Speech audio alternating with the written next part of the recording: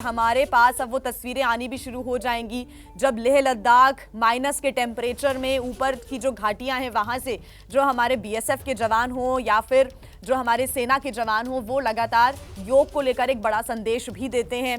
चाहे समंदर में हमारी नेवी हो वो भी हमें कई बार जो एयरक्राफ्ट्स होते हैं उनके ऊपर भी हमें संदेश दिया जाता है, वायुसेना की तरफ से संदेश दिया जाता है।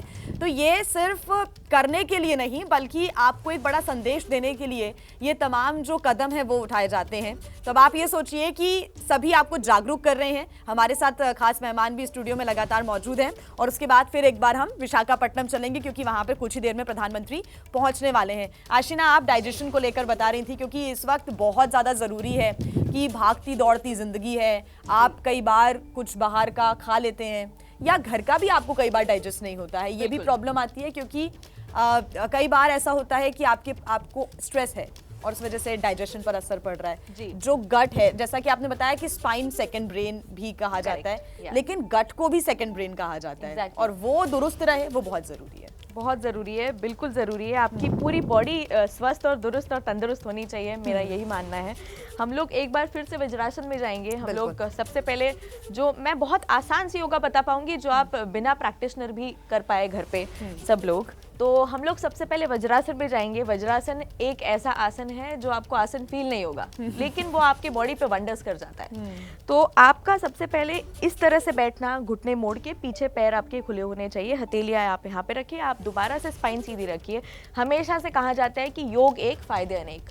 हमेशा एक योग आपके इतने सारे फायदे कर देगा आपको पता नहीं चलेगा। ये आपके पोस्चर पे भी काम करता है, ये आपके डाइजेशन अच्छी होनी चाहिए बॉडी की उस पर भी काम करता है, ये आपकी बॉडी की फ्लेक्सिबिलिटी पे काम करता है। जिसको नी के इशू है उनके लिए भी ये बेटर ऑप्शन है। इसके साथ आप मुद्राएं भी अपना सकते हैं जो आपको मैम करके भी दिखा रहे हैं। इसके साथ साथ आपको डाइजेशन के लिए अगर आपको कोई स्पीड अप योगा या फिर थोड़ा सा फास्ट योगा करना है तो आपको दो योगा का कॉम्बिनेशन होता है। एक है आपका शशांक आसन और दूसरा है आपका कोबरा पोज, भुजंगासन। तो हम लोग 1-2-3 बार उसकी प्रैक्टिस करेंगे सेट। एक बार आराम से अपने कंफर्टेबल पोज में आ जाए। जब आपको शशांक आसन करना है, शशांक आसन में आपको नॉर्मली पैरों को थोड़ा सा बॉडी से अलग करके ऐसे नीचे बैठ जाइए, हिप आपके नीचे टच होने चाहिए। इसके बाद आपको नॉर्मली धीरे से श्वास लेनी है, पूरी प्रॉपर इनहेल करना है, पूरा ब्रीद इन करके लंग्स आपके एक्सपांड होने चाहिए। एक्सेल करते हुए आपको धीरे धीरे शरीर को सामने लेके जाना है, हथेलियां सामने टच होगी। आपको इंश्योर करना है कि आपका जो सिर है वो नीचे ज़मीन से लगना चाहिए। इसका फ़ायदा ये भी है, अगेन ये आपकी रीढ़ की हड्डी पे काम करेगा, इससे आपका डाइजेशन एड होगा, आपको रिलैक्स फील होगा। आपके जो हिप में, जो हिप मसल्स में स्ट्रेस, एंजाइटी, टेंशन, डिप्रेशन, ये सारी जो इमोशंस होती है वो वहाँ पर स्टोर होती है, वो भी एक बार हिप ओपनर की तरह ये काम करता है। प्लस ये आपकी कंप्लीट बॉडी को रिलैक्सेशन भी देता है। धीरे धीरे आप ब्रीद इन करते हुए ऊपर की तरफ आएंगे। इसके साथ हम एक कॉम्बिनेशन करेंगे, अब हम सब मिलके करते हैं आई गेस। तो इसके साथ आपको इसके साथ ही कोबरा पोज भी करना है, भुजंगासन। भुजंगासन थोड़ा सा स्पीड अप होके करेंगे आप। एक बार जब हम नीचे जाएंगे शशांक आसन में और फिर धीरे से जाएंगे कोबरा पोज में आगे की ओर। पीछे आपके पैर खुले होने चाहिए, यूं इस तरह पैरों को थोड़ा पास में लेके आइए। फिर से एक्सेल करते हुए पीछे की ओर जाएंगे शशांक आसन। अगेन इनहेल करेंगे कोबरा पोज। कोबरा पोज में आपके थायराइड ग्लैंड पे भी बहुत असर पड़ता है। पीछे फिर से जाएंगे, इसको थोड़ा सा स्पीड अप करेंगे। Cobra pose, back exhale, inhale cobra pose, exhale, inhale cobra pose, exhale and stay. इसी पोजीशन पे स्टे रहिए, थोड़ा बॉडी को रिलैक्स करिए। नॉर्मल आंखें क्लोज करके, आंखें बंद करके नॉर्मल ब्रीद इन और ब्रीद आउट करेंगे। अपने अवेयरनेस, आपकी बॉडी की अवेयरनेस आपके श्वासों पर भी होनी बहुत ज़रूरी है। और यहाँ पर आपकी भावना आनी चाहिए कि आपका जितना भी स्ट्रेस, एंजाइटी, डिप्रेशन आपकी बॉडी में स्टोर्स है, इमोशन, ये सारे आपको बाहर निकल रहे हैं। अगेन इनहेल ऐड करना चाहूँगी। बिल्कुल जी, क्योंकि जैसे इन्होंने आशिना ने अभी कहा थायराइड ग्लैंड ही आपकी चयापचय की जितनी भी क्रियाएं होती हैं उनको रेगुलेट करती है, जो कि पिट्यूटरी ग्लैंड के द्वारा स्रावित थायराइड स्टिमुलेटिंग हार्मोन से स्रावित होती है। मेजरली 2 हार्मोन रिलीज करती है, T3 एंड T4। जब आप वज्रासन में बैठे हुए हैं, जैसा कि आसनास तो हमने कर लिए, तो उनका इम्पैक्ट आ भी गया, पर अगर नहीं, क्या हुआ अगर कोई आसन नहीं कर पा रहा, किसी को लंबर स्पॉन्डोलाइटिस है, किसी को सीवियर ग्लूट्स में प्रॉब्लम है, किसी की नी इंजरी हुई है, तो वो वज्रासन में भी नहीं बैठ सकता। तो उन लोगों के लिए हम क्या ऐसा कर सकते हैं जो कि उनकी थायराइड स्टिमुलेशन में बहुत ज़्यादा प्रभावी हो? तो उसके लिए महत्वपूर्ण 2 मुद्राएं हैं जिनको आप कर सकते हैं। आप सिटिंग में अपनी चेयर पर बैठे हो, सुखासन में बैठे हो, बेड पर बैठे हो, कैसे भी आप बैठे हो, शंख मुद्रा बेसिकली आपकी थायराइड को बहुत पॉजिटिवली, इफेक्टिवली उसको स्टिमुलेट करती है। करना क्या है, आपकी थंब, आपका जो अंगूठा है, उसको आपकी हथेली का जो उभरा हुआ भाग होता है उस पर इस तरीके से दबा के रखना है और उसी को अपनी फिंगर से इस तरीके से होल्ड कर लेना। मुट्ठी बनानी है, पर आपका जो थंब है वो प्रेशर देगा लोअर आपके अंगूठे के नीचे वाले भाग पर। घुमाते हुए हाथ को आपकी इंडेक्स फिंगर को अपने अंगूठे से मिलाना है। इसको कहा जाता है शंख मुद्रा। आप देख सकते हैं शंख की आकृति ये बनाता है। इसको आप अपने अनाहत चक्रा के सामने, और बहुत अच्छे प्रभाव के लिए आप इसको अपने विशुद्धि चक्रा, जो आपका उच्चारण स्थल, ये जो गले वाला भाग होता है, उसके सामने रखिए। ये प्रॉपर आपके थायराइड के स्टिमुलेशन के लिए बहुत ज़्यादा प्रभावी है। आंखों को बंद करके सेम वही ब्रीदिंग के साथ प्रेशर को फील करना है।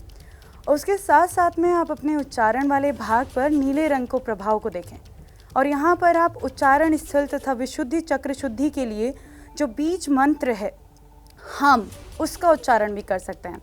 देखिएगा अपने थायराइड की प्रॉपर फंक्शनिंग के लिए आप किस तरीके से बिना किसी आसन, बिना किसी प्राणायाम के अपने आप को स्वस्थ कर सकते हैं।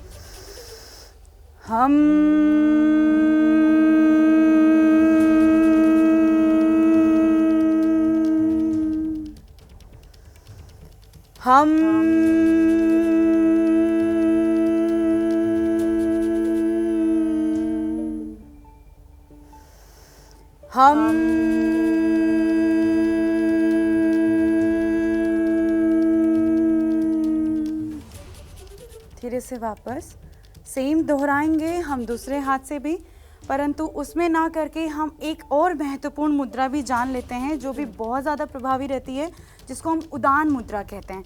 बहुत सिंपल है, अपनी तीनों फिंगर्स, ये भी थायराइड के लिए, बिल्कुल, ये दोनों मुद्राएं थायराइड ग्लैंड के लिए बहुत ज़्यादा प्रभावी है।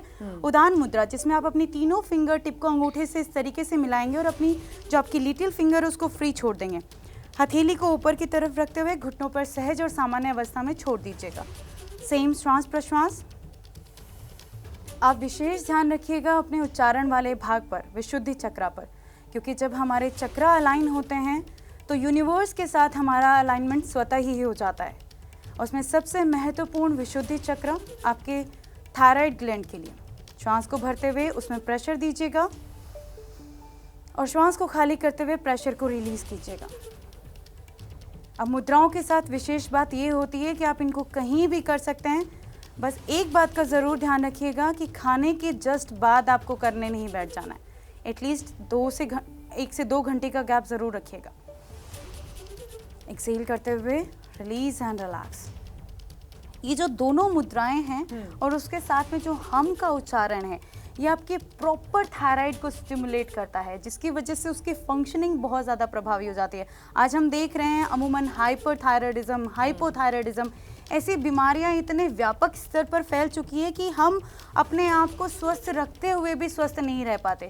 क्योंकि जो आपने 2 हार्मोन्स भी बताया, T3, T4, ये बहुत अनबैलेंस्ड होते हैं। बिल्कुल बिल्कुल। आजकल बहुत ज़्यादा दिक्कत है और ये लाइफस्टाइल का इस पर बहुत ज़्यादा। तभी तो कहा जाता है युक्त आहार विहारस्य युक्त चेष्टस्य स्वप्न बोधस्य रोगो भवति दुखा। मतलब कि जब आप आहार अच्छा लेंगे, खाना पीना अच्छा करेंगे, आपका आचरण अच्छा होगा, तो आप रोगों से बहुत दूर चले जाते हैं। और योग हमें यही तो सिखा रहा है कि हमें रोग से दूर जाना है, इस रोग में जीवन से योग में जीवन की तरफ आना है। सही बात है, रोग में जीवन किसी को चाहिए भी बिल्कुल नहीं, बिल्कुल नहीं। हम सब हेल्दी रहना चाहते हैं। और इन चीज़ों के साथ में एक और बात मैं आप लोगों से शेयर करना चाहूँगी जो बहुत इम्पॉर्टेंट भी है आज के समय में जान पाना। दूसरा, हम अपना चक्रास, जो हमारे चक्रास होता है हमारी बॉडी में, मेजर 7 चक्रास होते हैं, जिनके अलाइनमेंट पर हम बिल्कुल काम नहीं कर रहे हैं और जिसकी वजह से हम जीवन जी तो रहे हैं परंतु उसके लिए सजग नहीं है। तो विवेक और प्रज्ञा को लाना है। जैसा मैंने कहा था कि रफ्तार ज़रूरी है, गति ज़रूरी है, पर बिना दिशा के वो अधूरी है। हम कितना ही आगे बढ़ जाएं, अगर हमारे पास पास दिशा नहीं है तो हम कुछ नहीं कर पाएंगे। इसलिए हम अपने चक्रा को अलाइन करने के लिए चक्रा मेडिटेशन मतलब ध्यान का अभ्यास ज़रूर करना चाहिए, जो आपके मेजर 7 चक्रा को एक रूट के साथ अलाइन करता हुआ आपको पूरी तरह से सहज और सामान्य करता है, जो हर एक रोग से आपको दूर लेकर जा सकता है। जो बीज मंत्रा के साथ हम उनको करते हैं तो वो हमारे शरीर को एक अद्भुत ऊर्जा प्रदान करता है। उसके अलावा अगर आप पूरे चक्रा के बीज मंत्र नहीं कर सकते तो आप सिर्फ ओम का उच्चारण ज़रूर कीजिए। ओम एक यूनिवर्सल साउंड है जो कि आ, उ और माँ से मिलकर बना होता है। Correct. तो आप उस चैंटिंग को बिल्कुल प्रभावी रूप से कीजिएगा, जो पूरे शरीर को संतुलित और सहज करता है। आप देख भी सकते हैं ओम का उच्चारण। हथेलियों को बिल्कुल सहज और सामान्य रखिएगा, खोलकर भी रख सकते हैं और मुद्रा भी धारण कर सकते हैं।